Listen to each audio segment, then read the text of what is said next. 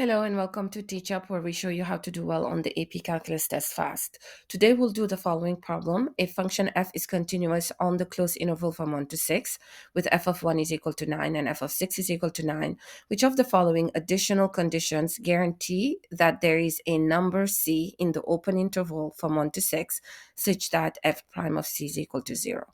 So first I want to draw just that information and just see what we are working with. Say we have a function that has the same function value at x equal 1 and at x equals c. Because this function is continuous, we can have several things happen. We could have the function, say, have two turning points. It could be one or two, but the point here is that we have a point c here where the function has a derivative that's going to be 0. So I'm going to call this C1 and I'm going to call this one C2. So it could be one or more where you could have this happen.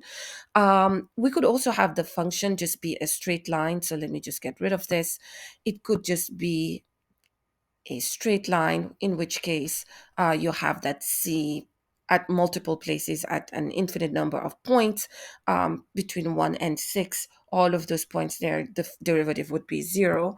But there's also another possibility. We could have had the function here. Let me just use a ruler to just show what I mean. We could have here the function uh, have a very sharp turn. So, for example, when you're thinking about the absolute value function, we would have this function there that would not be differentiable at this point here.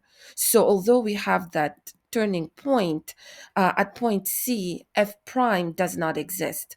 So, we're going to need to say that the additional condition that has to be there is that f has to be differentiable on this open interval, because although we could have that turning point, it is not a guarantee that the function would be differentiable at that point. We can also think about the cusp that we have talked about. The same thing would happen there. So here the answer would be C.